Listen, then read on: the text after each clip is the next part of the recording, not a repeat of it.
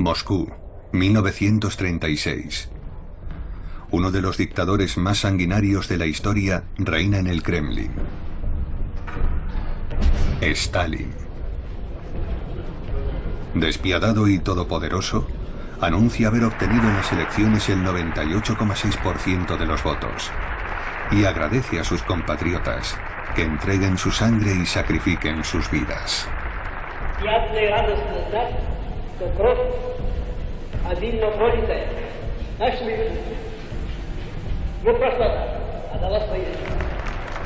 Sus súbditos viven sumidos en el miedo y obsequian al tirano con interminables aplausos. Él saca su reloj fingiendo impaciencia. Entre el público, Vasily Petrovich Nikolaev recuerda: los camaradas se miraban unos a otros. Nadie quería ser el primero en dejar de aplaudir. No sé por qué, pero terminé sentándome. 2 días después es encarcelado, golpeado y torturado, pero su fe en el comunismo no flaquea. ¿Cómo es posible? Stalin y sus cómplices han fabricado una mentira planetaria, fundada en su pasado y alimentada por sus crímenes. Un enorme engaño que sigue envenenando muchas mentes.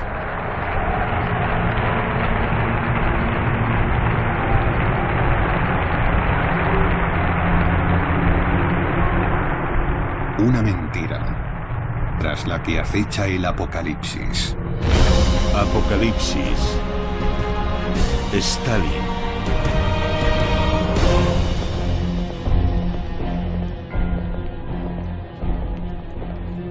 ¿Quién es Stalin? ¿Un parapeto contra el nazismo? ¿El pequeño padre de los pueblos? ¿Un asesino de masas?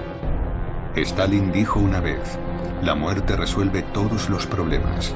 Si eliminas al hombre, termina el problema. Pero ¿cómo consiguió extender su poder por medio planeta? Utilizando imágenes de archivo coloreadas, descubriremos cómo ascendió al poder este joven seminarista y cómo terminó convirtiéndose en un demonio.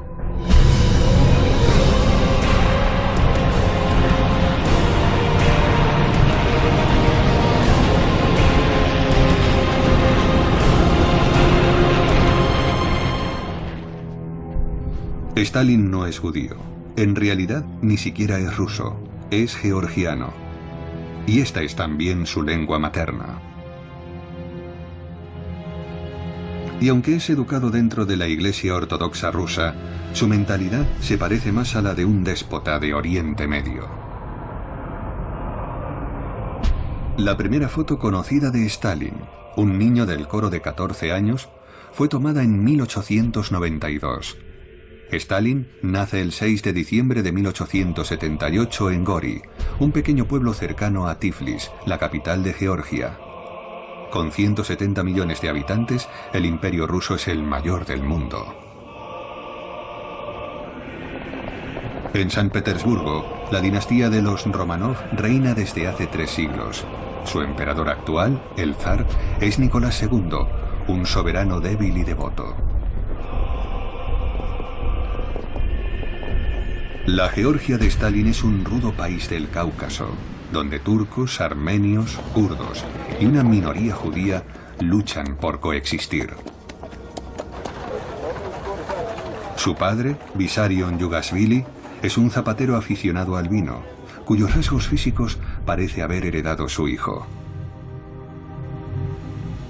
Stalin, cuyo nombre completo en ruso es Joseph Vissarionovich Yugashvili, ocultará la memoria de su padre, violento y bebedor. También lo hará con sus numerosas discapacidades infantiles, como sus pies palmeados, o la enfermedad que mató a sus 2 hermanos, la viruela que dejó marcas permanentes en su piel, marcas que los maquilladores del Kremlin intentarán desesperadamente disimular.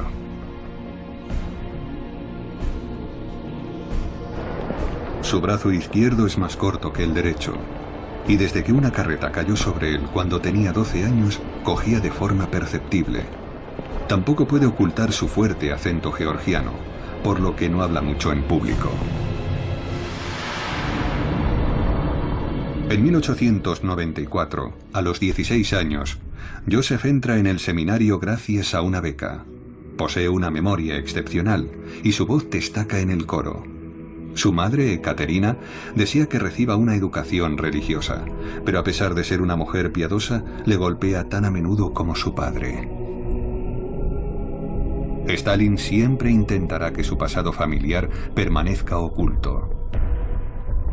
Ya en el poder, regresa a su antiguo hogar y, como cualquier hijo solícito, visita a su madre. Cuando ella le pregunta a qué se dedica, Stalin contesta: ¿te acuerdas del zar? Pues me he convertido en una especie de zar. Ella replica: habrías hecho mejor en convertirte en sacerdote. Su madre no desea que se quede en el pueblo para trabajar como zapatero, como desea su padre. Ella prefiere enviarlo al seminario y que algún día se convierta en obispo. Stalin, que solo habla georgiano, está a punto de aprender ruso, griego y aritmética. Es aún un adolescente que escribe poemas como este. La alondra ha cantado con su oscuro azul, volando más alto que las nubes, mientras el melodioso ruiseñor canta una canción a los niños.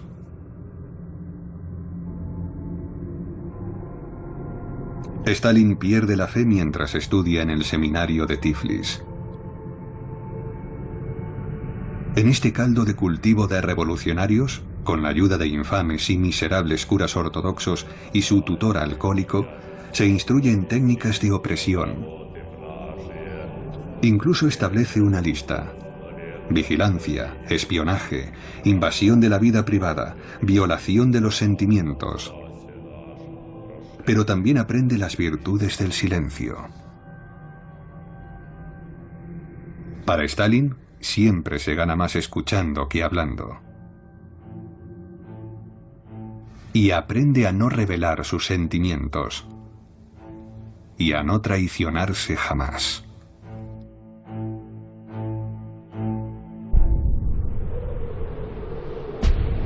En 1898 es un joven de 20 años que provoca a las autoridades. Se niega a cortarse el pelo y se deja crecer la barba. También lee libros prohibidos de Zola o Víctor Hugo, que denuncian la injusticia social. Cuando es expulsado del seminario, adopta su primer apodo, Kova, una especie de Robin Hood del Cáucaso, y fantasea con ser el líder de una banda. En 1901, tras unirse al clandestino Partido Socialdemócrata en Tiflis, comienza a ser vigilado por la Okhrana, la policía secreta del zar. Trabaja durante unos meses en el observatorio meteorológico, lo que le deja tiempo para leer las obras del alemán Karl Marx, quien junto con Friedrich Engels había escrito El Manifiesto Comunista en 1847. El texto abogaba por abolir el capitalismo y la propiedad privada, exhortando a los trabajadores del mundo entero a sumarse a la revolución armada. Marx denuncia la explotación del hombre por el hombre y la miseria del proletariado que, según él, no tiene nada que perder salvo sus cadenas. Estos dibujos muestran al futuro dictador como un marxista que adoctrina a los trabajadores y les pregunta: ¿por qué no tenemos ningún derecho político?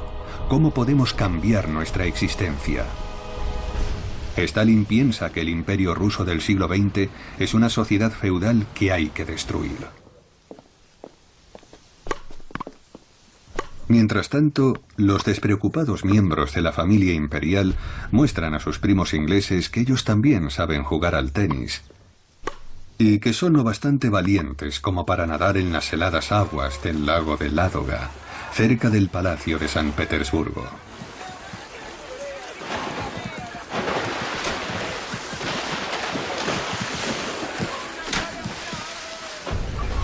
Una nueva clase trabajadora emerge mientras Rusia se industrializa. particularmente en el Cáucaso, donde los pozos de petróleo y las refinerías de Bakú enriquecen a la élite dominante. Los explotados se rebelan y adoptan la Marsellesa como canción revolucionaria, a la que incorporan su propia letra.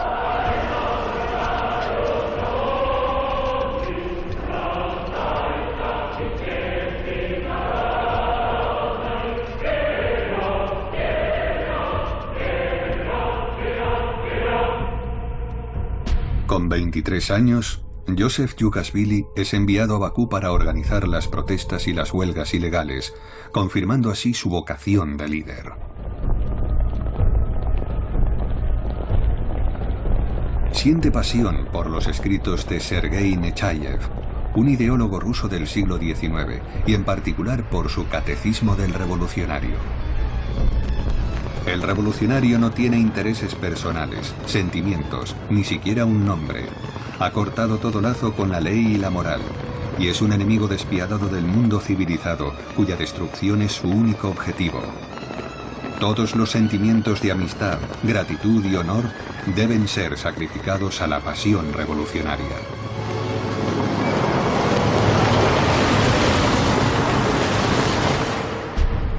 Joseph Djugashvili es considerado un agitador revolucionario y arrestado el 5 de abril de 1902.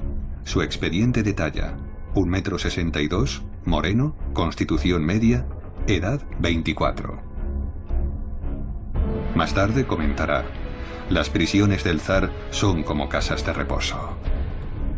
El tratamiento que reciben los presos es mucho más benigno que la férrea y cruel disciplina que impondrá él en las cárceles de su régimen. Stalin vivirá en esta celda un año entero. Pasa el tiempo leyendo diversas obras, como ¿Qué hacer?, el manual de instrucciones revolucionarias escrito a mano por Lenin. El autor de este panfleto, Vladimir Ilich Ulyanov, es un marxista ruso en el exilio cuyo seudónimo, Lenin, alude al Lena, el gran río siberiano. Pronto se convertirá en el líder de la revolución. Decenas de años más tarde, su estatua es la primera en ser derribada por los alemanes. En 1903, Stalin tiene 25 años y todavía se hace llamar Djugashvili. Entre dos estancias en prisión, ingresa en la rama más extremista del Partido Socialista clandestino, los bolcheviques, a cuyo timón se encuentra el apasionado Lenin, aún en el exilio. En las reuniones del partido celebradas fuera de Rusia, Lenin se enfrenta a los mencheviques, una minoría más moderada.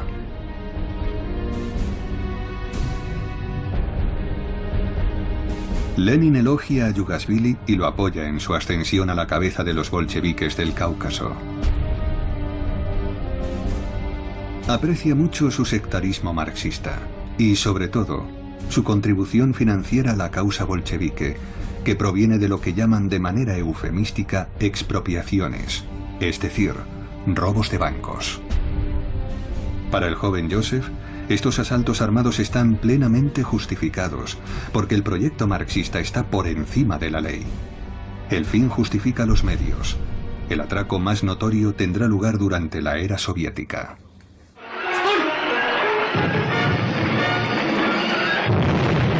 El ataque al transporte de fondos del Banco Central de Tiflis, el 12 de junio de 1907, es organizado por el futuro Stalin. Capturan un botín equivalente a 6 millones de euros actuales, pero 5 hombres mueren y 16 resultan heridos. En el partido, muchos condenan estos actos criminales. Pero Djugashvili se defiende. Debemos quebrantar la ley hasta alcanzar la revolución. Respetando la ley no avanzaremos nada. Solo la lucha armada puede derrocar al zarismo. En Bakú se une a Brosilov, el secretario del Sindicato de los Obreros del Petróleo, que controla 50.000 hombres y extorsiona a los ricos industriales, amenazándolos con una huelga o con incendiar los pozos.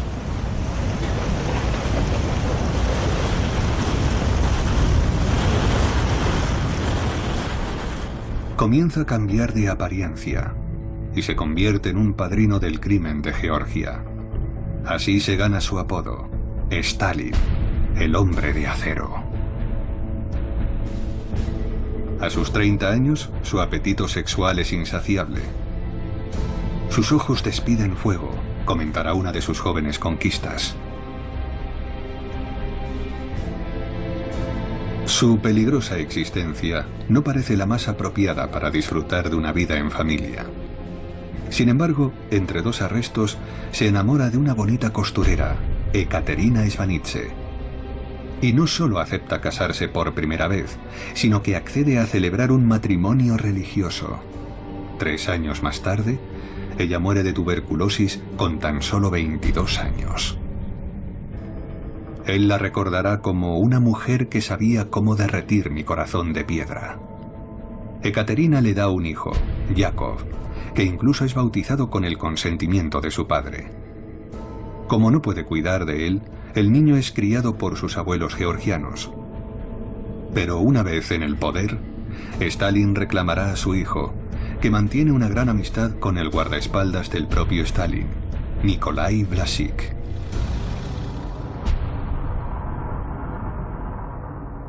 ...1914... Stalin no participa en la Primera Guerra Mundial. Y tras repetidos arrestos y evasiones, acaba siendo deportado a Siberia. Encerrado durante 3 años en una isba, pasa el tiempo arreglando el mundo con otros exiliados marxistas, como Lev Kamenev, uno de los futuros héroes de la revolución, al que Stalin mandará ejecutar 20 años más tarde.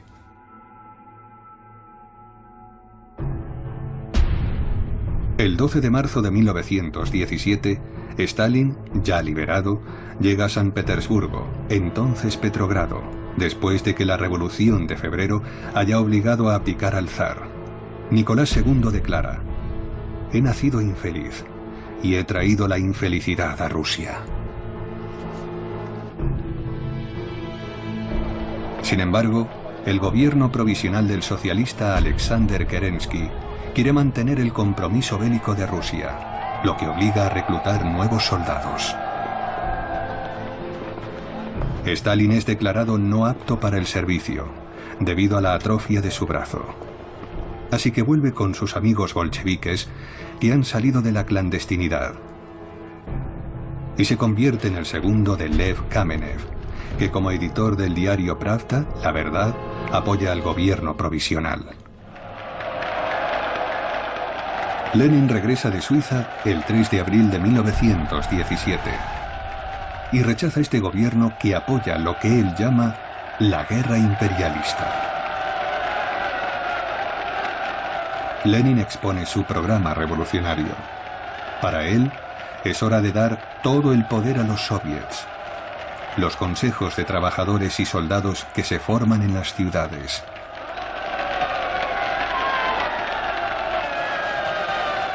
También aboga por nacionalizar los bancos y confiscar las grandes explotaciones agrícolas.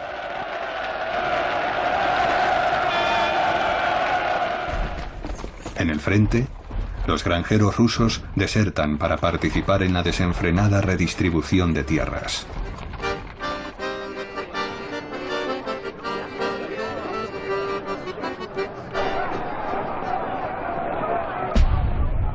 Verano de 1917. La influencia bolchevique se extiende por todo el país.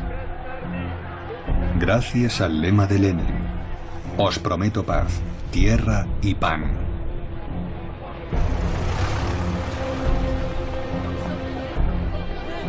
Otras pancartas exhiben lemas más amenazadores, como abajo el gobierno provisional o abajo los ministros capitalistas.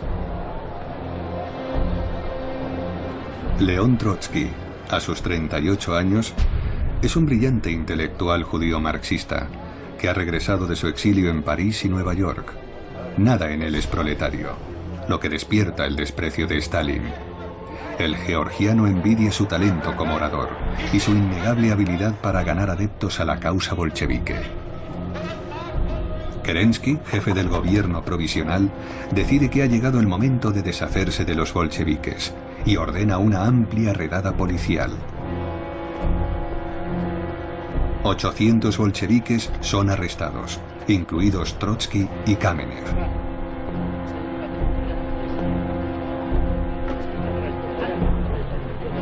Lenin escapa a Finlandia con la ayuda de Stalin, que afeita su famosa perilla y lo disfraza de granjero.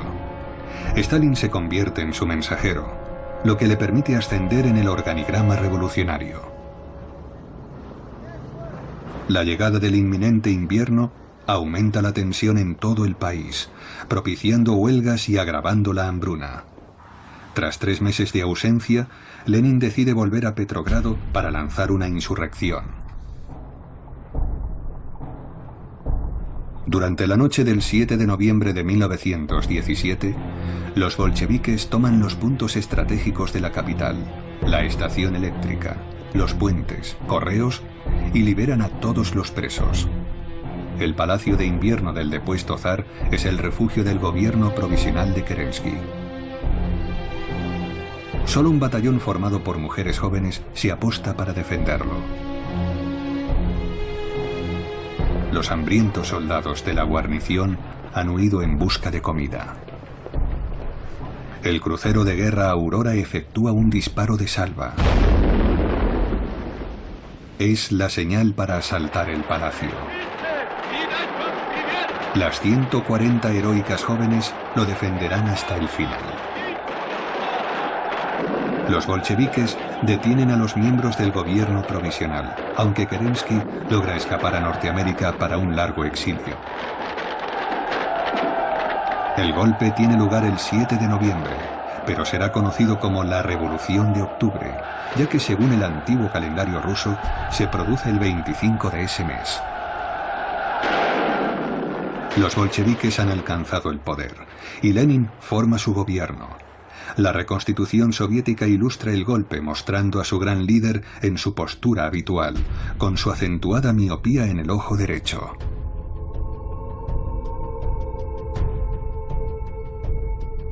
Lenin elimina el término burgués de ministro y acuña el de comisario del pueblo. Ofrece a Trotsky el puesto de comisario de asuntos internos, pero este se niega alegando que sus enemigos podrían atacar al nuevo gabinete esgrimiendo su origen judío.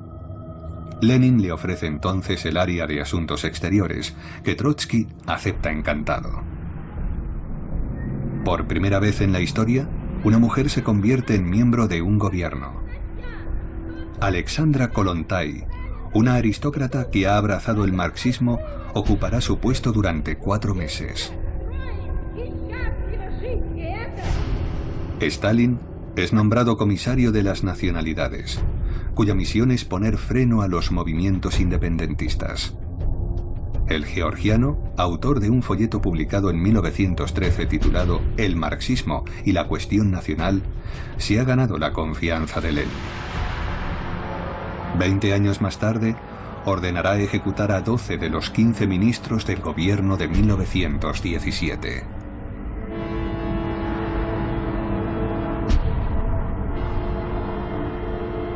Pero de momento, Lenin ostenta el poder. Es el presidente del Sovnarkom, el Consejo de Comisarios del Pueblo, y el dueño de Petrogrado, la capital de Rusia. En noviembre de 1917, tras el golpe de estado bolchevique, Petrogrado recobra la normalidad. Las milicias ya no se enfrentan en las calles. Pero el escritor ruso Maxim Gorky se pregunta, ¿qué ocurrirá ahora? Me temo que mucha sangre será derramada, más que en todo nuestro pasado.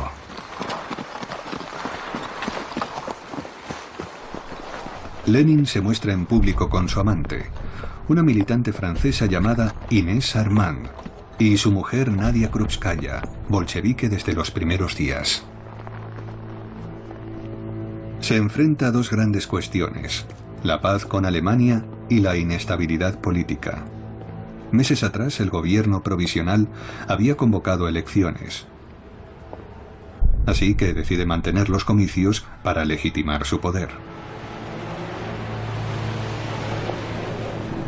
Las primeras elecciones libres de la historia rusa tienen lugar el 25 de noviembre de 1917. Y tan solo 3 semanas después de su golpe de Estado, los bolcheviques sufren una aplastante derrota. Consiguen 168 diputados, mientras que los revolucionarios socialistas, más moderados, obtienen casi 400. Lenin disuelve la asamblea de forma inmediata, instaura su dictadura, que bautiza Dictadura del Proletariado, y promete una sociedad sin clases. Suspende derechos y libertades, prohíbe los partidos políticos y elimina la libertad de prensa y el derecho de huelga. Todos sus oponentes, a derecha e izquierda, son declarados enemigos del pueblo y contrarrevolucionarios. Lenin crea una nueva policía política secreta que será conocida como Cheka, nombre formado por las iniciales rusas de Comisión para combatir la contrarrevolución y el sabotaje. Lanzaremos un despiadado terror colectivo, declara. ¿Cómo puede hacerse una revolución sin pelotones de fusilamiento? La dirección de la Cheka será encomendada al polaco Félix Dzerzhinsky, un hombre cuya salud ha sido minada por años de exilio y prisión y que ha dedicado su vida a la revolución. Dzerzhinsky tiene la perseverancia de un inquisidor. De nada sirve la justicia, declara. Libramos una guerra en el más cruel de los frentes. Este documento único muestra los bastidores de la Cheka. Los chequistas, reclutados entre los bolcheviques más radicales y los criminales más psicópatas, acaban de saquear un apartamento en lo que llaman la contribución de la burguesía. En 6 semanas, la Cheka, la nueva policía secreta, perpetra 50.000 asesinatos, sin ley ni justicia. El fiscal de la nación afirma: debemos ir más allá de la ejecución de los culpables. La ejecución de inocentes impresionará mucho más a las masas. Mientras tanto, Stalin seduce a su secretaria de 16 años, Nadia Aliluyeva, a la que conoció cuando ella tenía 4. Sus padres son 2 ardientes bolcheviques que ocultaron a Lenin de la persecución de la policía. Su madre es una defensora del amor libre, que incluso mantuvo una relación con Stalin. Tras casarse con él, Nadia alumbrará 2 hijos, que forjarán su propio papel en la historia.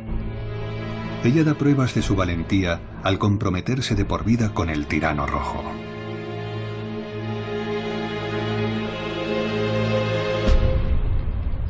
El 3 de marzo de 1918, los soldados rusos y alemanes abandonan las trincheras y se saludan sonriendo bajo el lema Revolución Internacional.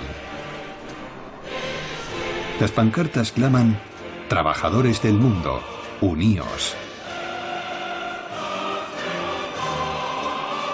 Lenin acaba de firmar el Tratado de Paz de Brest-Litovsk, un desastre para Rusia que pierde una gran porción de su territorio, rico en trigo y acero. Petrogrado está demasiado cerca de la nueva frontera, así que los bolcheviques se congregan en la anterior capital. Moscú, marzo de 1918. Lenin posa ante el famoso cañón del Kremlin, la fortaleza que alberga las tumbas de los 47 zares. Pero hoy, el zar es Lenin, un marxista, el nuevo dictador ruso. Su régimen se sostiene sobre 3 pilares: el partido bolchevique, la policía política y la Guardia Roja, el germen del Ejército Rojo.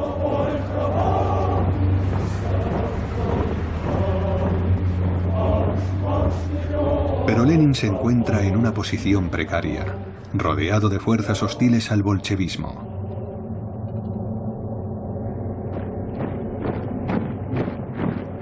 Por toda Rusia surgen los llamados guardias blancos, muchos de ellos antiguos soldados zaristas, firmemente determinados a luchar contra los rojos, campesinos y obreros indisciplinados con pocas armas y escasa preparación. Lenin nombra a Trotsky comisario del pueblo para asuntos militares y navales. Trotsky es un militar nato y enérgico, y el brillante organizador del levantamiento bolchevique de noviembre de 1917.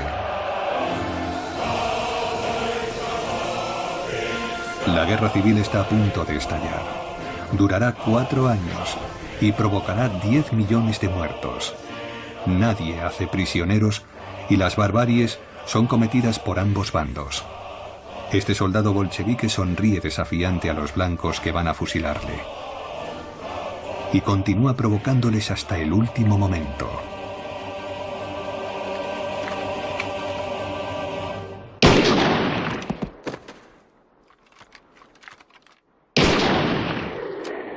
En Rusia, la muerte se ha convertido en algo cotidiano. Vasily Petrovich Nikolayev, reclutado por el Ejército Rojo a los 15 años, recuerda: nos reconocíamos por la estrella roja de nuestros gorros. Nuestros camaradas yacían muertos en los campos, con sus estrellas arrancadas, junto a los soldados blancos destripados por nuestras bayonetas. Las tripas les brotaban del vientre. No dejamos ni a uno solo con vida. Lenin ha sumido en el caos a un continente entero, y otros mandatarios, hostiles a los bolcheviques, empiezan a organizarse. Como los revolucionarios soviéticos en Samara, en el Volga. La situación es desesperada.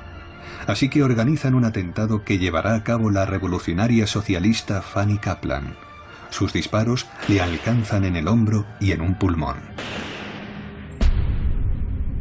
Ella declarará más tarde: disparé a Lenin porque le considero un traidor.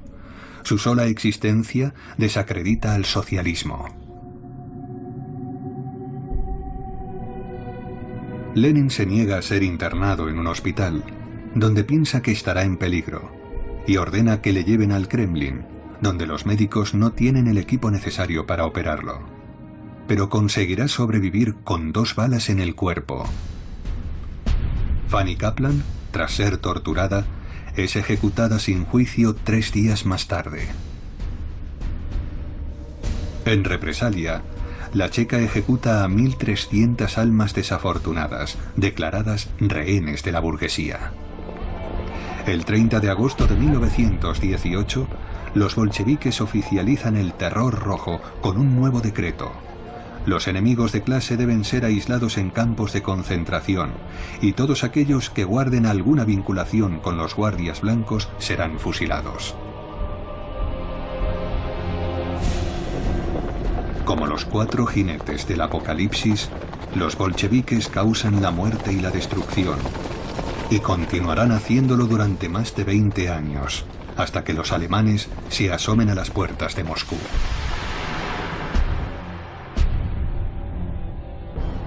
...1918...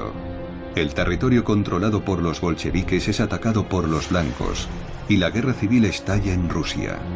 Stalin forma parte del primer gobierno comunista de la historia, presidido por Lenin, que aprecia su determinación.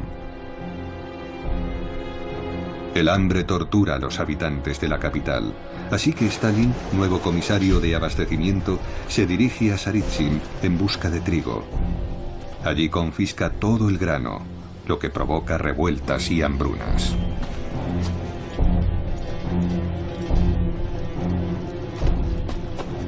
Lenin le ordena también que vigile muy de cerca al poderoso comisario del pueblo para asuntos militares, León Trotsky, que está adquiriendo demasiada autonomía.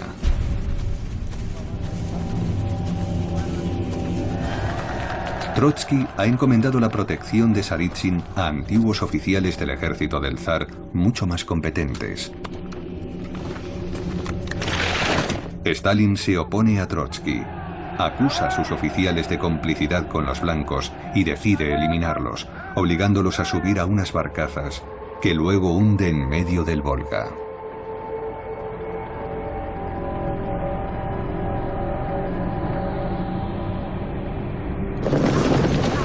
Stalin toma el mando, arrasa, fusila y extiende el terror. Se entromete torpemente en asuntos de estrategia, pero Trotsky, con la misma violencia pero mayor habilidad, restablece la situación. Lo que no impedirá que Stalin se proclame el héroe de Saritsyn, adopte este uniforme militar del que nunca llegará a desprenderse y recorra todos los frentes de la guerra civil. 1919. Los rojos se enfrentan a franceses, norteamericanos, británicos y japoneses, que acuden al rescate de los blancos. Pero tras la hecatombe de la Gran Guerra, la ayuda de los aliados es limitada. Su único objetivo es frenar el contagio comunista. Saben que León Trotsky quiere exportar la revolución, extender la sublevación obrera por toda Europa. Trotsky ataca a la recién independizada Polonia. Los polacos, con el apoyo de los franceses, frenan el asalto rojo. Stalin es enviado como refuerzo, pero niega su apoyo a Trotsky, y 40.000 soldados bolcheviques son capturados.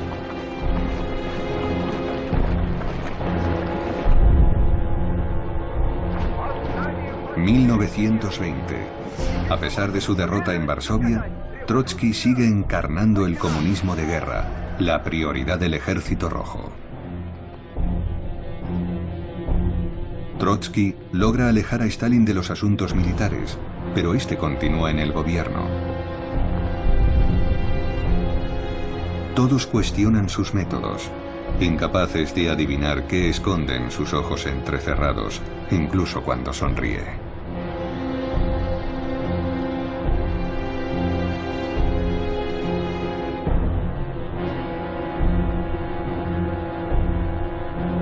Con la ayuda de sus cómplices georgianos, Stalin reprime a los separatistas con mano de hierro, como anteriormente lo hizo en Bakú. Los comunistas locales celebran el fin de su independencia bajo los compases de la Internacional, que acompañan con el tar, un instrumento popular del Cáucaso.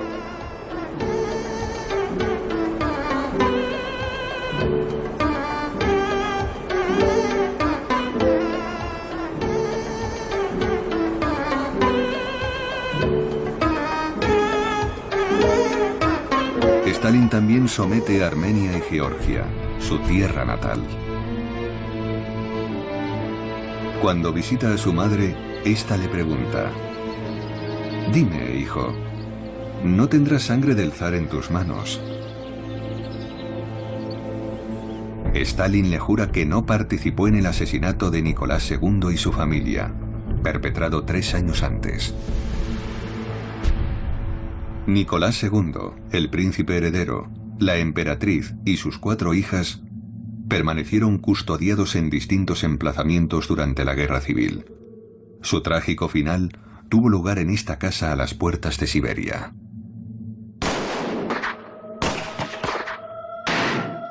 Pero ¿quién ordenó su muerte? ¿Quién da las órdenes en este régimen? ¿Lenin, el fundador y guía supremo? ¿El Consejo de los Comisarios del Pueblo? ¿El gobierno, del que es miembro Stalin? ¿O el Politburó, al que también pertenece Stalin? Todas las órdenes emanan del Partido Comunista, el partido que encumbra a Stalin y aumenta el poder de los burócratas.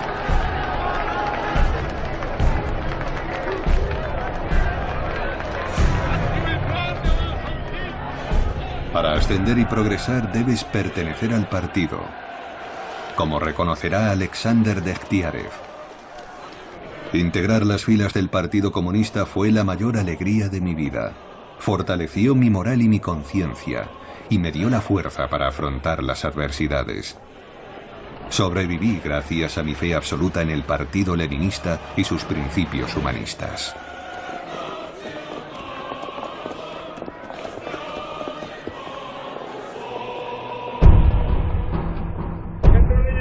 Principios humanistas como la paranoia de Lenin, de Stalin y los bolcheviques son el germen de una vasta purga en el seno del partido. 220.000 miembros son expulsados. La Checa, la policía secreta, persigue cada vez con más ahínco a los enemigos del pueblo. Su fundador, Félix Dzerzhinsky, siempre acompañado por sus matones, es un amigo cercano de Stalin. Trotsky relatará en su diario cómo oyó a Stalin decirle a Dzerzhinsky: «No conozco mayor placer que identificar al enemigo, preparar el golpe al detalle, saciar tu implacable sed de venganza y después irte a casa a dormir». Boris Bajanov, el secretario personal de Stalin, relatará en uno de sus escritos: en una sesión del Comité Central, Trotsky se dirigió al grupo de Stalin en estos términos: «Os fusilaremos a todos. Vosotros también querríais fusilarnos, pero no os atrevéis. Nosotros sí nos atreveremos». Pero ¿quién fusilará a quién?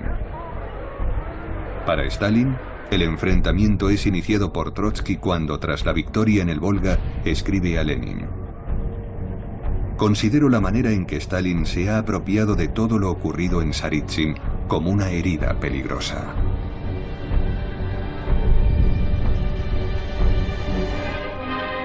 Stalin manda rodar una película que forjará su leyenda como el vencedor de Saritsyn. Después cambiará su nombre por el de Stalingrado, la ciudad de Stalin en ruso.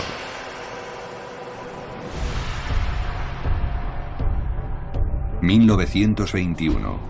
Tras 4 años de guerra civil y millones de muertos, emigrados y huérfanos, la hambruna hace estragos. Pero Trotsky sigue triunfando en la Plaza Roja, algo que inquieta a Stalin.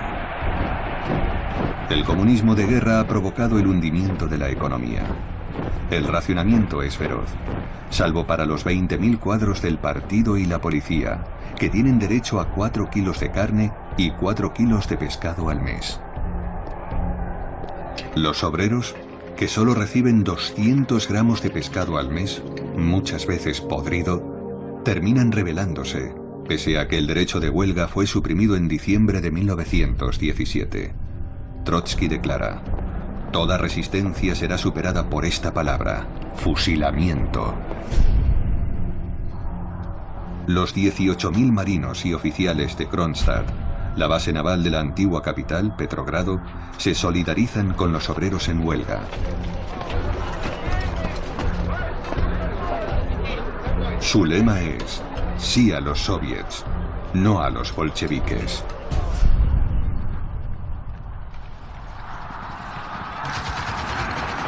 El 7 de marzo de 1921, Trotsky ordena el asalto a la fortaleza de Kronstadt y 20.000 soldados del Ejército Rojo se aventuran sobre el Báltico helado.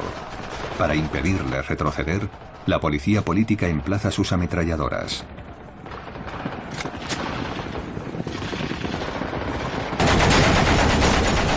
Tras 10 días de cruentos combates, los amotinados, sin víveres ni municiones, se rinden al Ejército Rojo.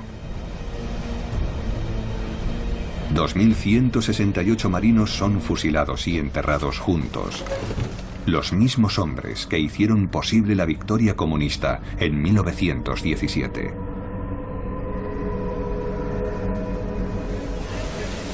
Sin embargo, la revuelta de los marinos obliga a Lenin a recapacitar.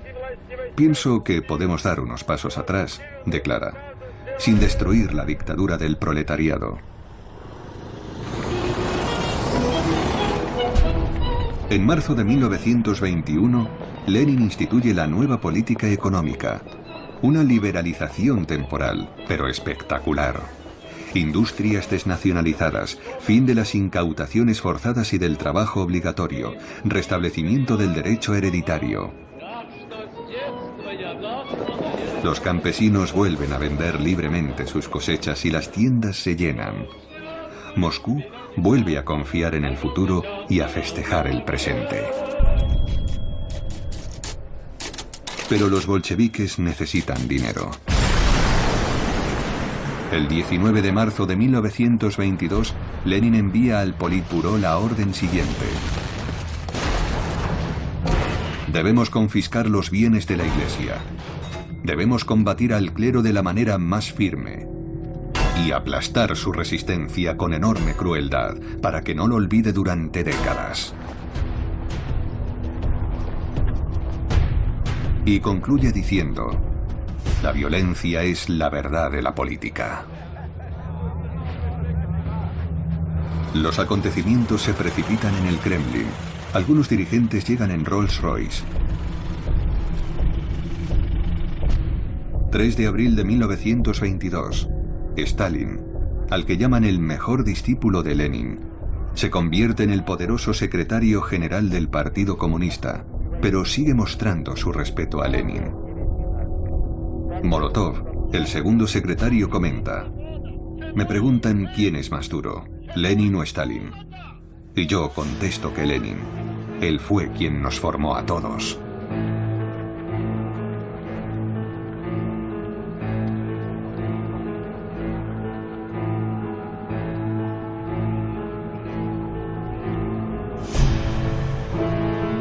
El 25 de mayo de 1922, Lenin, de 52 años, sufre una repentina apoplejía y queda parcialmente paralizado.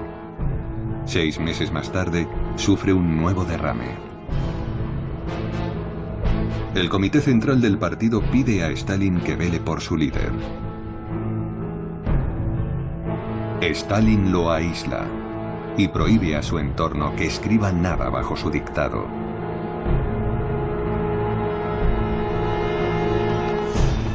El 30 de diciembre de 1922 se funda la Unión de Repúblicas Socialistas Soviéticas, cuyo emblema está compuesto por la hoz del campesino y el martillo del obrero proletario.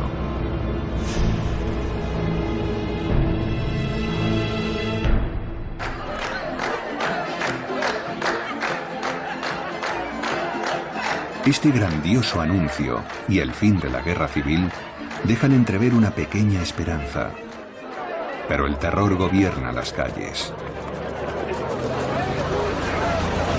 Los furgones de la policía política siguen llenándose de víctimas inocentes. En 1923, el comisario del pueblo de justicia, Isaac Steinberg, huye a Alemania. En una ocasión había preguntado a Lenin: ¿para qué sirve un comisariado de justicia? Llamémosle mejor comisariado para la exterminación social. A lo que Lenin contestó: excelente idea. Steinberg escribirá: el terror es la vigilancia estrecha, la policía secreta que observa cada gesto, cada acto, cada provocación.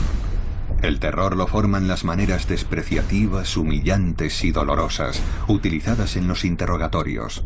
El terror vive en las prisiones abarrotadas, los desplazamientos de la población, los requerimientos y las confiscaciones sufridas por el pueblo hambriento y exhausto.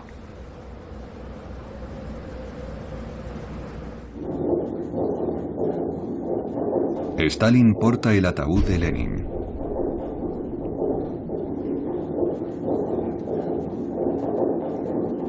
Nadia Krupskaya, su viuda, revela que Lenin consiguió, a pesar de todo, dictar un testamento que detalla su última voluntad. Stalin es demasiado brutal. Propongo a los camaradas estudiar la forma de deponerlo de su puesto de secretario general.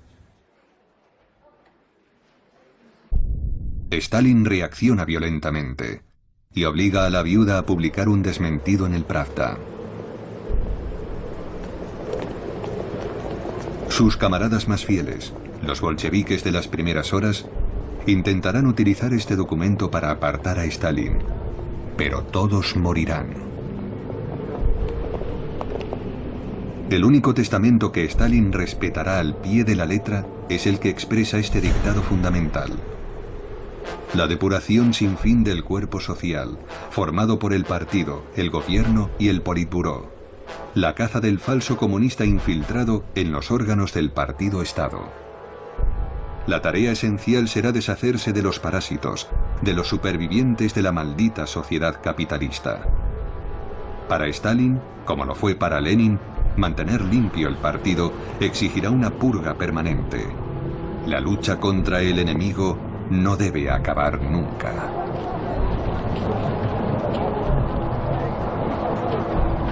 Mientras Lenin es embalsamado, Stalin manda dinamitar el suelo helado ante el muro del Kremlin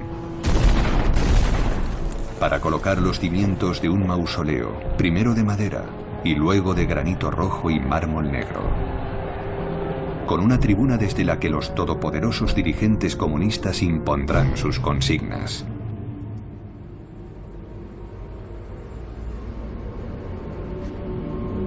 El pueblo sigue queriendo a Trotsky y Stalin aplaude con pesar. Será el inicio de una subterránea lucha a muerte.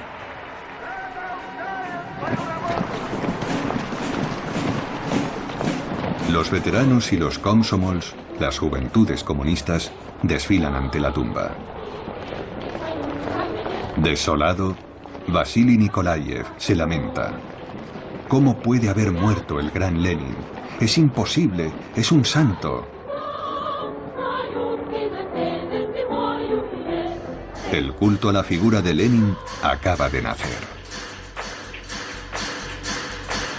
Stalin nombra una comisión para inmortalizar la memoria de Vladimir Ilich Ulyanov, conocido como Lenin.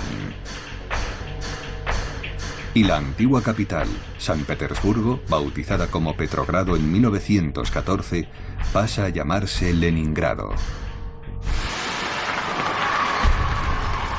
1925.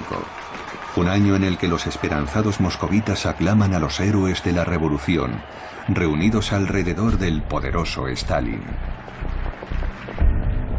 Junto a él desfilan los primeros bolcheviques: Zinoviev, Kamenev, Voroshilov, general durante la guerra civil, y Bukharin, que desconfía de Stalin.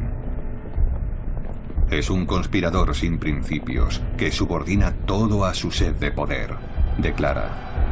Cambia de teoría mientras conversa, dependiendo de la persona que pretenda eliminar.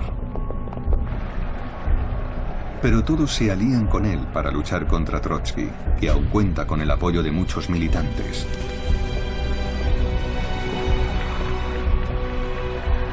Para suprimir debates y protestas, Stalin reparte carnés del partido entre proletarios y descendientes de proletarios.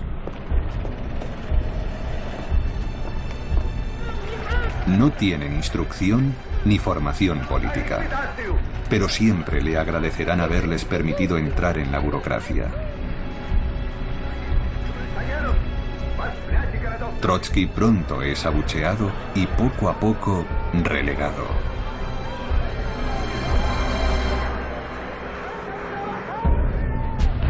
Stalin aún no tiene suficiente poder para matar a sus enemigos.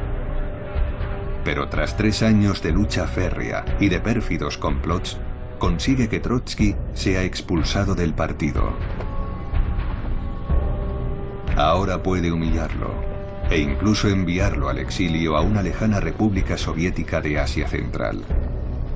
Allí lo manda filmar rodeado por los guardias, cuyo jefe, con la pistola en el bolsillo, ordena al cámara enfocar al prisionero. Más adelante, conseguirá que el Politburó acuse a este fundador de la URSS de actividades antisoviéticas. Y Trotsky será deportado. 21 de diciembre de 1929. A sus 50 años, Stalin es el amo absoluto de la Unión Soviética. Las cámaras le filman ante una estatua de Lenin, para dejar claro que es el auténtico sucesor. Con la ciega devoción de sus fieles, de la que dependen sus vidas, Stalin puede al fin deshacerse de la nueva política económica y lanzarse a la colectivización. Decorando los pasillos del Kremlin, el diario Pravda proclama su adoración en primera plana. Un gran saludo bolchevique al mayor dirigente comunista del mundo.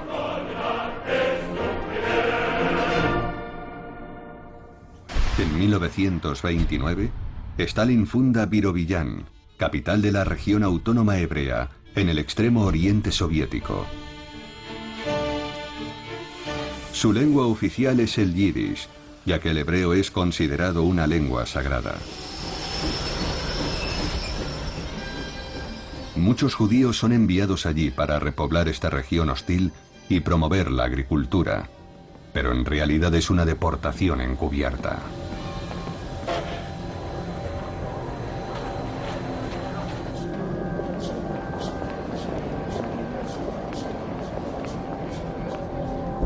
...1930...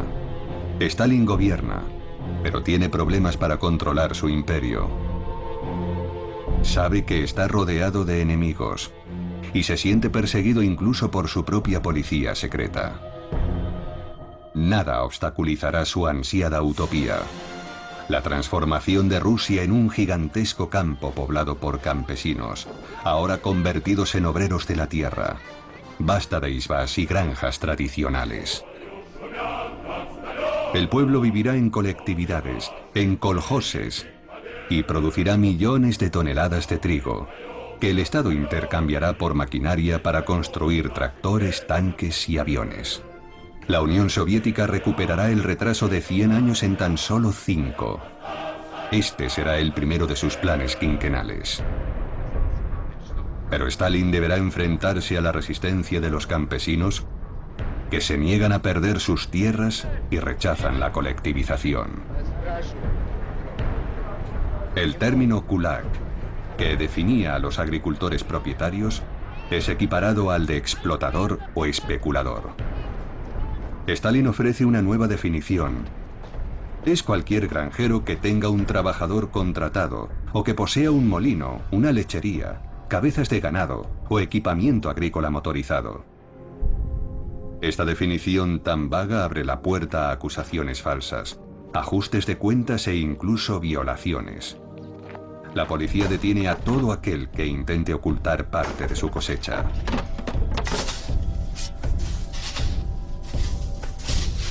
Para doblegar a los valientes campesinos, el Estado moviliza a 27.000 antikulaks, militantes comunistas enviados desde las ciudades y obreros traidores que son recompensados con las migajas del botín.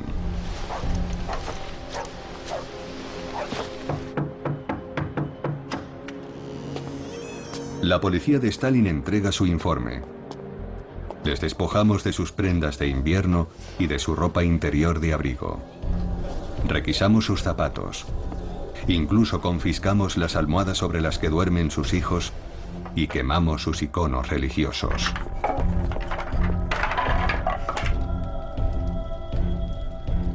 Stalin anima al pueblo a adherirse a la cruzada contra los campesinos y alienta los actos de denuncia. La propaganda emitida en los cines muestra a una niña tártara de Crimea, Olga Balikina, famosa por acusar a su padre de robar trigo en su koljós. Felicitada por el partido, es aplaudida por las dos organizaciones juveniles fundadas por Lenin, los Pioneros, de entre 9 y 14 años, y los Komsomols, de entre 15 y 18. Olga declara con orgullo: «Me comporté como lo haría cualquiera de nosotros», y tras ejecutar el saludo pionero recita: «Stalin, eres más alto que los astros del firmamento y más brillante que el sol». En cada pueblo se erige una estatua de Pavel Morozov, para glorificar al héroe pionero de la Unión Soviética número 001. Según la leyenda, en gran parte fabricada por la policía, el joven Pavel delató a su propio padre, opuesto a la colectivización, y terminó siendo asesinado por su tío con tan solo 13 años.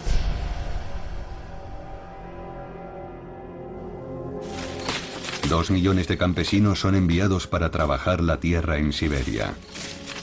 300.000 serán enviados a los gulags y otros 300.000 morirán ejecutados.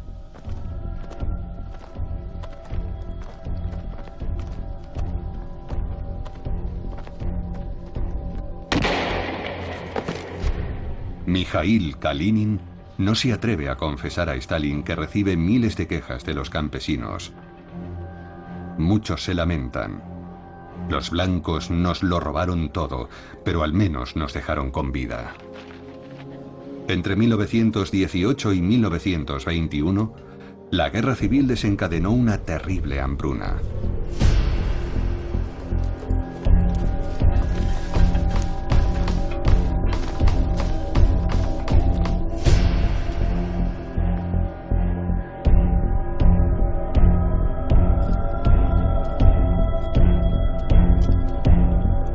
Pero la hambruna provocada por Stalin desde principios de los años 30 es la más devastadora de todas, especialmente en Ucrania.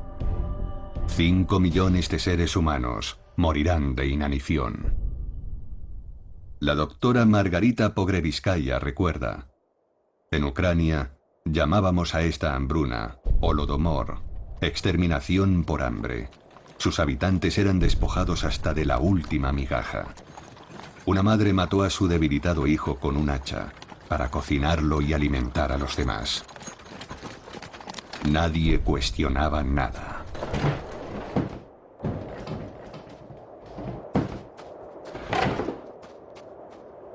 Nadia, la esposa de Stalin, es la única persona que le habla del sufrimiento de su pueblo.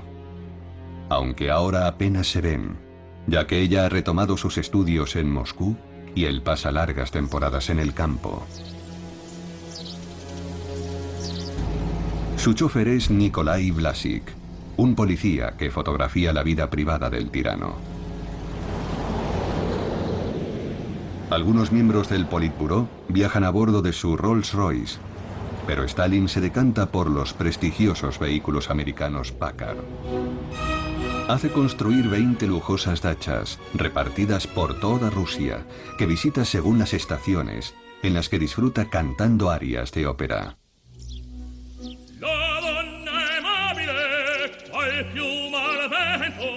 Dirige el país a través de cartas y telegramas, o convocando a sus colaboradores. Mientras su pueblo se muere de hambre, él se entretiene leyendo y pescando truchas. Su librería cuenta con 20.000 volúmenes, lo que le permite citar la Biblia y al propio Bismarck, un modelo del nacionalismo alemán. Engaña a su mujer con su peluquera, que le afeita cada mañana, y juega con sus cómplices al Gorodki, una versión rusa de los populares bolos. Otro de sus pasatiempos favoritos es plantar árboles, en especial naranjos y limoneros.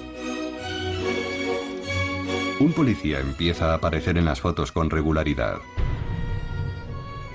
Lavrent Beria es georgiano, como Stalin, y ha destacado por su desmesurada crueldad y su sádico comportamiento. Beria se acerca cada vez más a Stalin, quien termina nombrándolo jefe de la NKVD, la todopoderosa policía secreta recién creada. En 1945, Stalin lo presentará a Roosevelt en Yalta como nuestro propio Himmler. Nadia, que teme y desprecia a Beria en igual medida, vuelve a Moscú siempre que él aparece. En sus cartas a Stalin menciona las colas ante las tiendas vacías, pero no se atreve a decirle que los campesinos han huido a las ciudades y se mueren de hambre en las calles.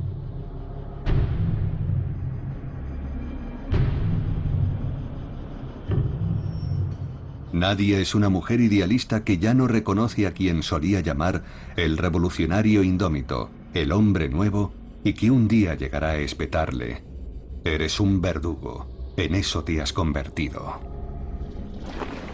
El 7 de noviembre de 1932, Nadia desfila junto a los estudiantes de la Academia Industrial de Moscú para celebrar el 15º aniversario de la revolución.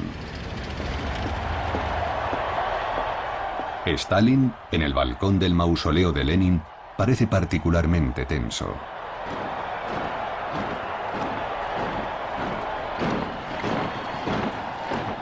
Los militares desfilan, seguidos por los representantes de la policía. La festividad concluye con un gran banquete en el Kremlin.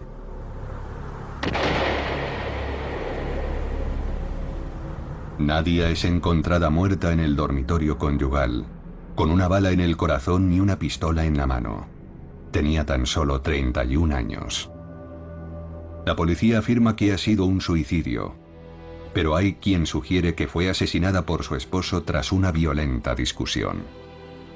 Nadia tiene derecho a un funeral solemne, al que Stalin no acude.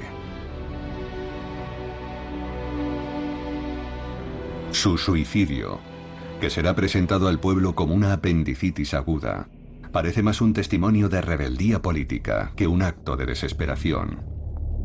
Los cadáveres empiezan a amontonarse. Los artistas, que creyeron que la revolución les brindaría libertad creativa, deben someterse a la doctrina oficial del realismo social. Todos los pintores, músicos, poetas y escritores, a los que Stalin denomina ingenieros del alma, deben ensalzar el trabajo, la familia y la patria, y sobre todo, la gloria de Stalin. Gracias, querido camarada Stalin, por una infancia feliz. Los que aún no están encarcelados o en el exilio tratan de resistir. Osip Mandelstam, el mayor poeta ruso de la época, morirá de hambre y frío en el Gulag por haber escrito un poema contra Stalin, al que apoda el montañés del Kremlin. Sus dedos gruesos como gusanos, grasientos, y sus palabras como pesados martillos, certeras. Sus bigotes de cucaracha parecen reír. Toda ejecución es para él un festejo que alegra su amplio pecho de oseta.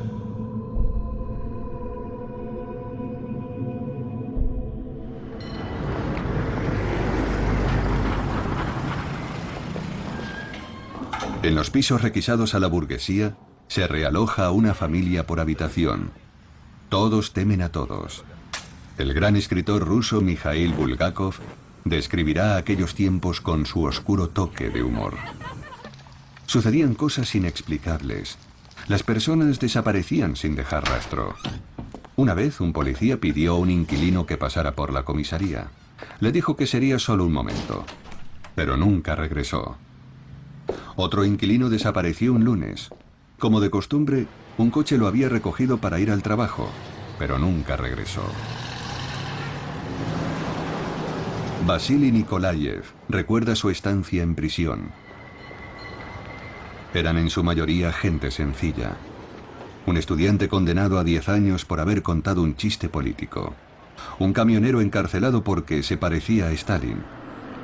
Un barbero que no tenía carné del partido y el director de una lavandería que sí tenía el suyo. Y un hombre mayor que reía diciendo: «Me encanta que los comunistas estéis también en la cárcel y lo intentáis aún menos que yo».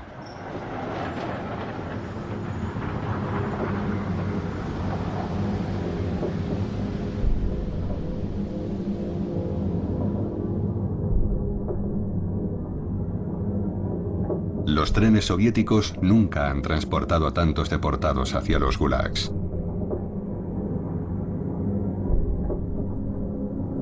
Marina Isaichik recuerda: había un agujero en el suelo y un cubo tras una sábana para defecar. El viaje duró 7 días, durante los cuales dormimos en el suelo. Nos hicieron bajar en medio de la taiga. El escorbuto se extendió con rapidez y se nos empezaron a caer los dientes. Trabajábamos sin cesar, con nuestras manos desnudas. Solo podíamos esperar y aguantar, esperar y ser pacientes.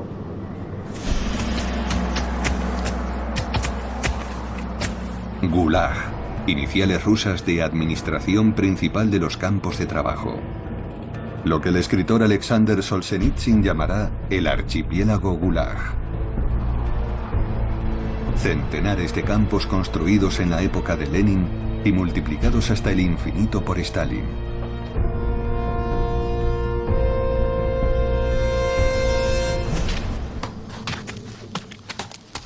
Centenares de campamentos gulag o campos de trabajo correctivo agrupan a una masiva fuente de mano de obra gratuita para los mastodónticos proyectos de Stalin. Como el canal que unirá el Mar Blanco con el Mar Báltico en 1933, el Belomor Canal. Casi 300 kilómetros a través de montañas de granito que serán excavados por los presos, al son de las orquestas de deportados. Los guardias rivalizan en brutalidad y se reparten a las mujeres, que son violadas a su llegada.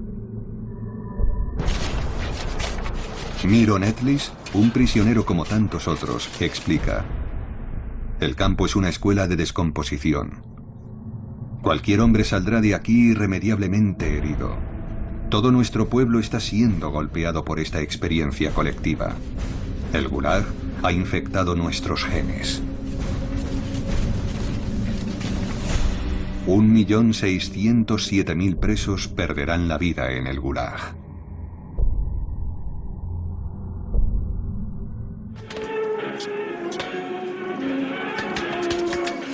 En el Belomor Canal, el ritmo de trabajo es implacable. 30.000 deportados morirán de agotamiento.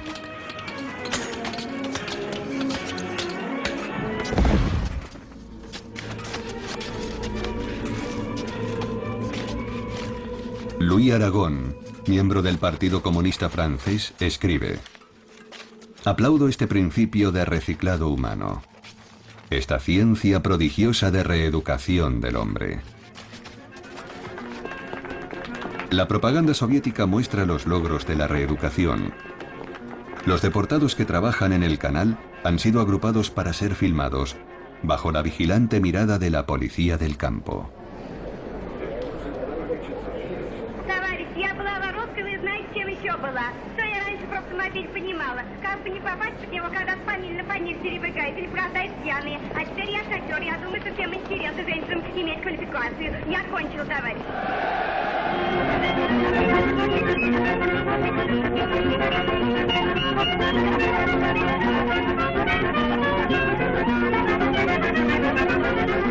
Para agilizar los trabajos, Yagoda, el jefe de la policía secreta, obliga a los ingenieros deportados a reducir la profundidad del canal, lo que mermará sus posibilidades de navegación.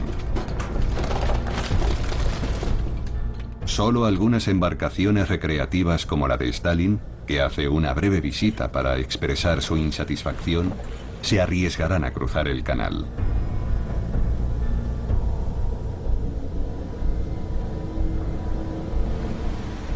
Más adelante, construirá un canal con mayor calado gracias a su interminable fuente de mano de obra. Pero antes, desea culminar otros proyectos, como la gigantesca presa de Neprostoy o las descomunales acerías de Magnitogorsk.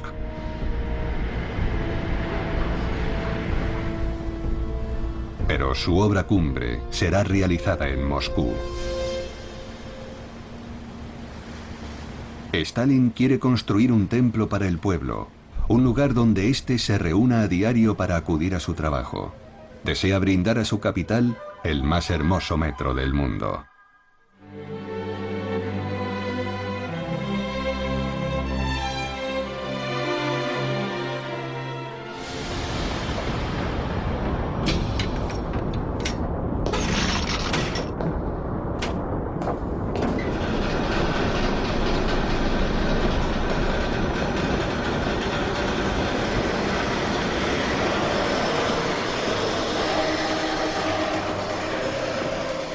La realidad socialista también es ensalzada por los cineastas.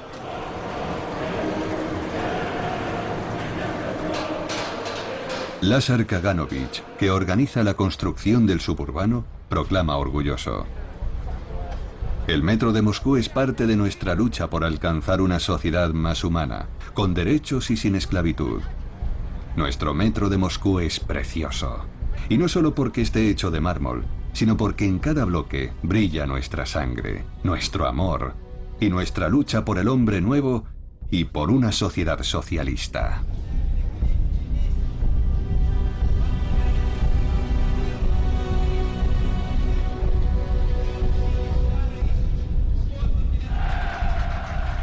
Kaganovich acuña el término estalinismo cuando declara: continuamos hablando de Lenin y el leninismo, pese a que nos dejó hace ya mucho tiempo. Larga vida al estalinismo. Según el historiador británico Simon Sebag Montefiore, Kaganovich ve a Stalin como el Robespierre ruso. El terror y los gulags son las principales actividades del Politburó. Los soviéticos viven en la pobreza, pero bombardeados por la propaganda aún conservan la esperanza.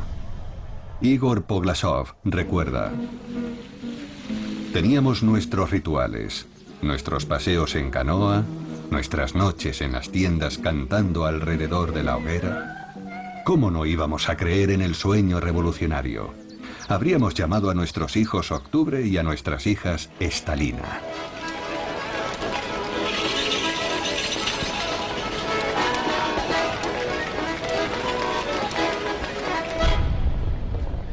Enero de 1933.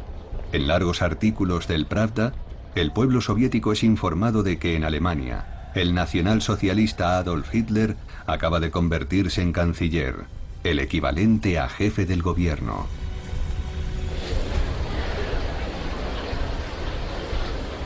El 10 de febrero de 1933, en el Palacio de los Deportes de Berlín, con el eslogan «Liberemos a Alemania del marxismo», Hitler recuerda a sus compatriotas que su principal enemigo es el comunismo. Der Kampf gegen den Marxismus wurde damals zum ersten Mal zu einem Kampfziel erhoben. Damals gelobte ich mir zum ersten Mal als unbekannter Einzelner diesen Krieg zu beginnen und mich zu ruhen, bis endlich diese Erscheinung aus dem deutschen Leben beseitigt sein würde. En Moscú, Stalin no puede seguir ignorando la amenaza de un conflicto armado.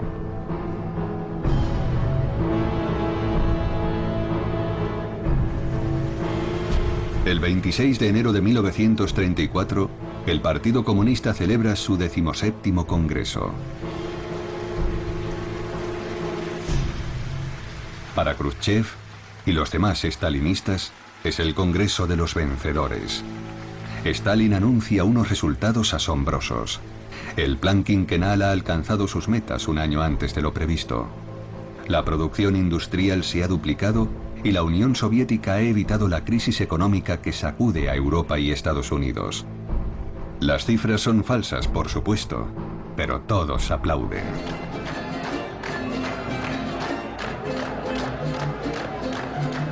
Sin embargo, esta gran celebración será conocida años después como el Congreso de los Condenados.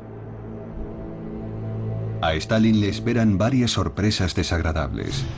El bolchevique Sergei Kirov le cuenta que algunos delegados le han propuesto entrar en un complot para deshacerse de él. Y 300 de los casi 1200 asistentes, preocupados por la concentración de poder en un solo hombre, votan en contra de Stalin.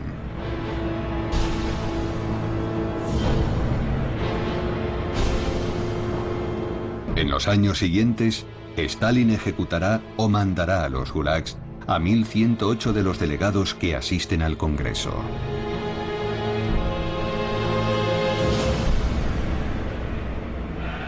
En Berlín, Hitler también efectúa una cruenta purga durante la famosa Noche de los Cuchillos Largos.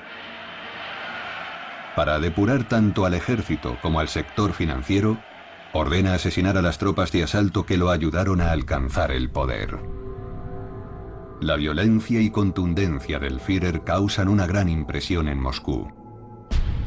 Stalin comenta: ¿qué os parece lo que ha ocurrido en Alemania? Vaya tipo ese Hitler. Lo que ha hecho requiere habilidad. Así es como hay que tratar a los adversarios políticos.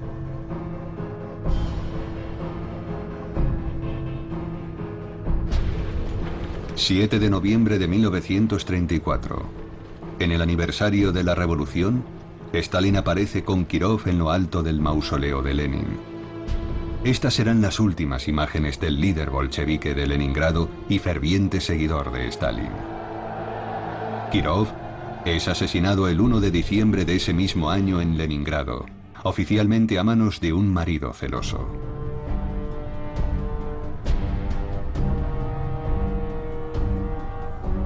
Su muerte desatará una terrible reacción en cadena. Stalin se siente amenazado por la resistencia interna y declara la guerra a su propia gente. Sume a su país en una larga y oscura noche, que culmina en 1937 con la Gran Purga, una obsesión represiva que ocasionará 700.000 víctimas en tan solo un año.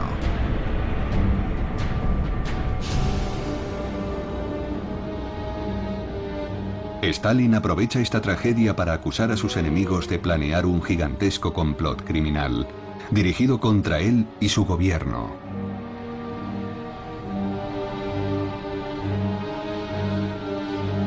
Persigue a los trotskistas y a sus oponentes verdaderos o imaginarios, incluidos algunos de los grandes héroes de la revolución, como Nikolai Bukharin, al que Lenin llamaba el chico de oro del partido. Las causas judiciales impulsadas por Stalin serán recordadas como los procesos de Moscú.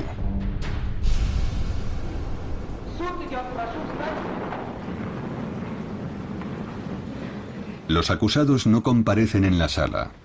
Han sido torturados en la prisión de Lubyanka y, a pesar de los esfuerzos del equipo médico, están en condiciones demasiado penosas.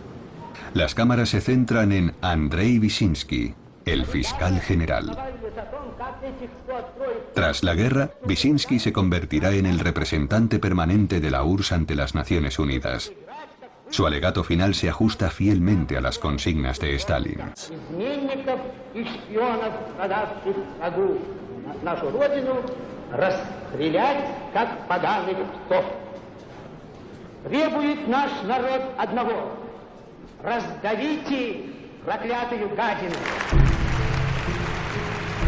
Los procesos de Moscú conmocionan a la opinión pública mundial.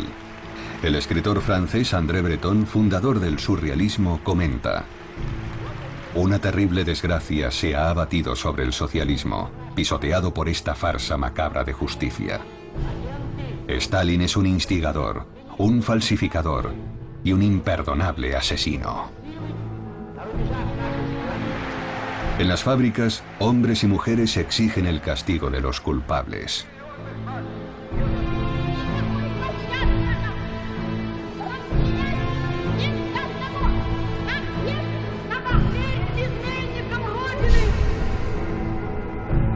El 11 de marzo de 1938, los acusados son sentenciados a muerte. Los que ayudaron a Stalin a alcanzar el poder: Bukharin, Kamenev, Zinoviev, 98 miembros del Comité Central del partido, la cúpula de la policía, incluido su jefe, Yagoda, y gran parte del alto mando del Ejército Rojo, encabezado por el mariscal Mikhail Tukhachevsky. Bukharin escribe: Kova, ¿qué ganas con mi muerte? Cuando Kamenev pregunta a Stalin, al que protegió 20 años antes: ¿sabes lo que es la gratitud? Él replica: es una enfermedad que afecta a los perros. Los condenados son ejecutados de inmediato.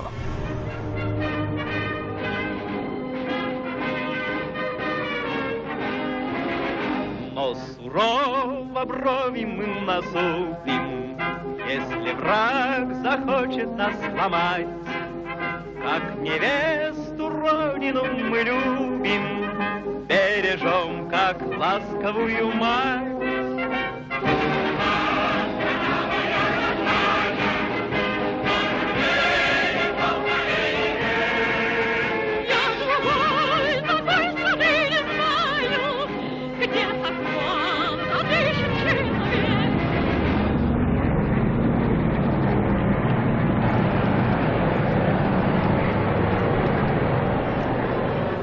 Nina Poglasova, una moscovita, comenta: vivimos en un mundo soviético en el que hay una regla única e inamovible. Todo el mundo respeta esa regla. Él se asoma al balcón y nos miente. Y entonces aplaudimos, aunque todos sepamos que miente, y él sepa que nosotros lo sabemos. pero sigue arrojando sus mentiras, feliz al oír los aplausos.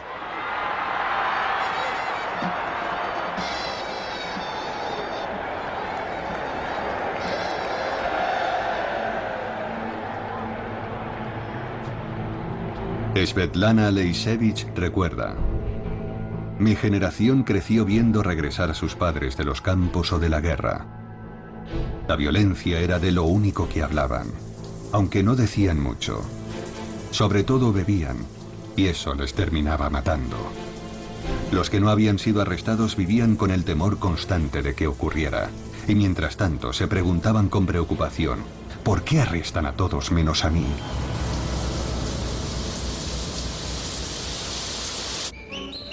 Margarita Pogreviskaya recuerda: nuestro amor por nuestra maravillosa patria era infinito. Llegó el primer coche soviético. ¡Hurra! Y un obrero analfabeto descubrió un proceso secreto para que el acero no se oxide. ¡Qué gran victoria! El mundo entero conocía todos estos prodigios. Pero nosotros nos enteramos mucho más tarde. Íbamos a ser los primeros en sobrevolar el Polo Norte. Íbamos a cambiar el curso de grandes ríos para irrigar desiertos. Stalin construye un nuevo Moscú, que será la vitrina del socialismo. Al igual que Hitler y Mussolini, quiere masivas y ostentosas estructuras. Incluso proyecta una torre de 500 metros de altura coronada con una estatua de Lenin.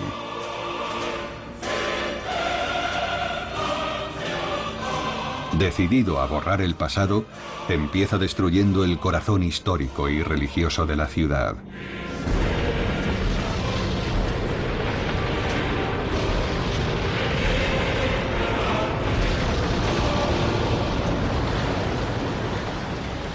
La máquina propagandística continúa funcionando a pleno rendimiento, fabricando héroes del trabajo como Alexei Stakhanov, un minero capaz de extraer 14 veces más carbón que cualquier otro, 100 toneladas en un solo día. Una hazaña imposible, por supuesto, que será el germen del stakhanovismo.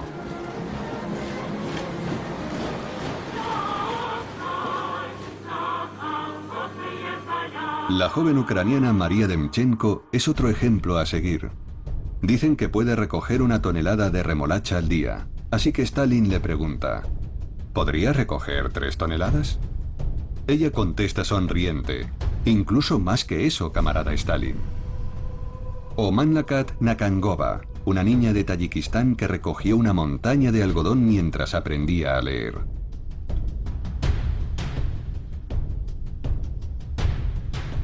Stalin luce el traje tradicional de Tayikistán para alentar a los pueblos de Asia Central a superar sus expectativas. Superar. Stalin sueña con superar a Estados Unidos, el país que tanto admira. Todas las proezas stajanovistas son pura invención.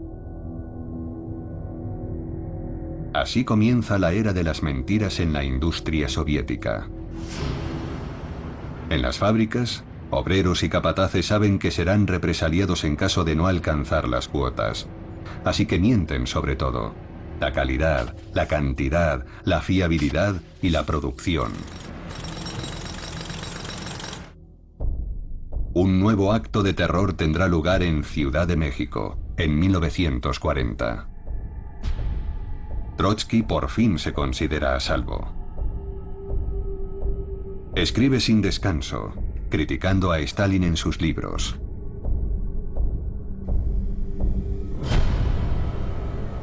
El 20 de agosto de 1940, un agente de Stalin le clava un piolete en la cabeza. Trotsky fallece al día siguiente. Muere a manos de un asesino enviado por su acérrimo rival. Pero como señala el historiador Boris Suvarin, él fue en parte responsable del stalinismo. Trotsky contribuyó a crear junto a Lenin el peligroso mito de la dictadura del proletariado, desoyendo las verdaderas ideas de Marx que tanto invocaron. Fue su negligente proceder lo que dio a Stalin las herramientas para tomar el control.